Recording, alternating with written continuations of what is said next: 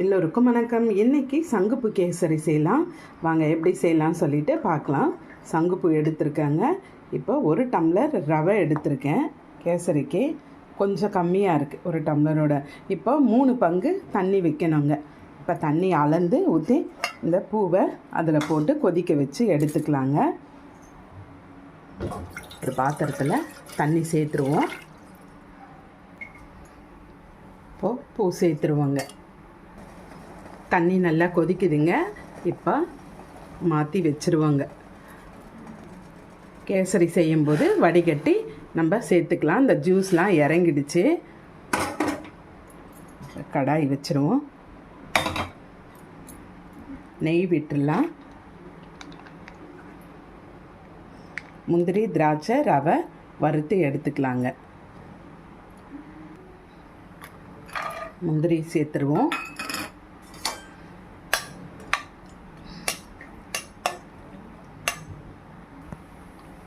திராட்சை சேர்த்துடலாம்.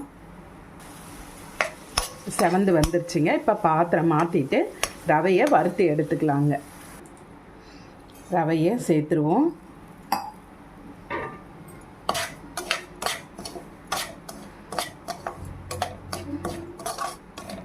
இது வறுத்த ரவை தாங்க. இருந்தாலும் கொஞ்சம் வறுத்தோம்னா நல்லா பிசு பிசுப்பு இல்லாமல் ரவை நல்லா வருங்க. நம்ம கேசரி போடும்போது கரண்டியில் ஒட்டாமல் நல்லா வரும்.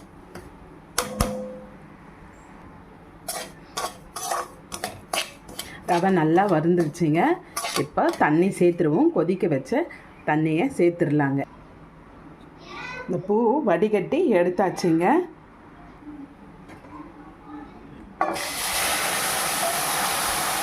பொறுமையாக சேர்த்துருவோம். தண்ணி ஊற்றி நல்லா வேகட்டோங்க.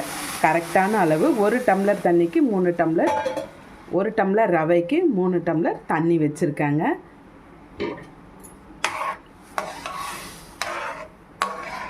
அது கரெக்டாக வெந்து வர்றதுக்கு சரியாக இருக்குங்க. கூட சர்க்கரை சேர்ப்போம். அப்போ கொஞ்சம் இலகி வரும். நல்லா கிண்டி விட்டுட்டே இருந்தோம்னா நல்லா பந்து போல் செண்டு செண்டாக வருங்க கேசரி. ஒரு சிட்டிகை உப்பு சேர்த்துருவோம். ஏலக்காய் தூள் சேர்த்துருங்க. ரவை நல்லா வெந்துருச்சுங்க. இப்போ ஒரு டம்ளர் ரவைக்கு 1.5 டம்ளர் சர்க்கரை சேர்க்கணுங்க. அப்போ தான் இனிப்புன்னு கொஞ்சம் தூக்கலாக இருந்தால் தான் கேசரி நல்லாயிருக்கும். முதல்ல 1 டம்ளர் போட்டேன், அப்புறம் அரை டம்ளர் போட்டிருக்காங்க. இப்போ கலந்து கொடுக்கலாம்.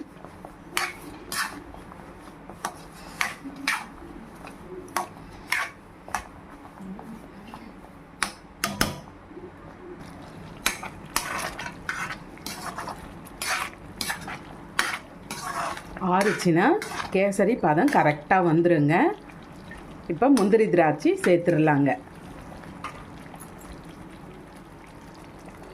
வறுத்து வச்ச முந்திரி திராட்சையை சேர்த்து நல்லா கலந்து கொடுங்க.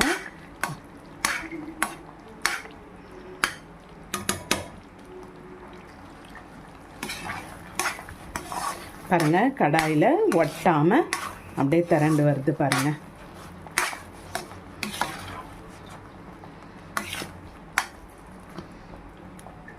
இப்போது கேஸ் ஆஃப் பண்ணிடுவோங்க.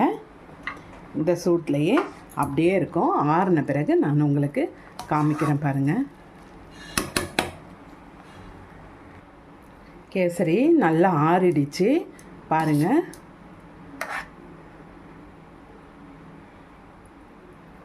நல்லா இருக்குங்க.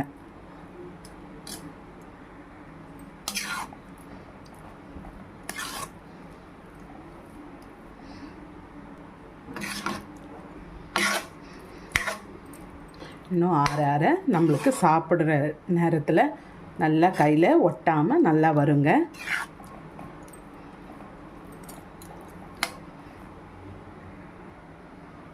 நீங்களும் இதே மாதிரி ட்ரை பண்ணி பாருங்கள். உங்களுக்கு இந்த வீடியோ பிடிச்சிருந்துன்னா லைக் பண்ணுங்கள், ஷேர் பண்ணுங்கள், கமெண்ட் பண்ணுங்கள்.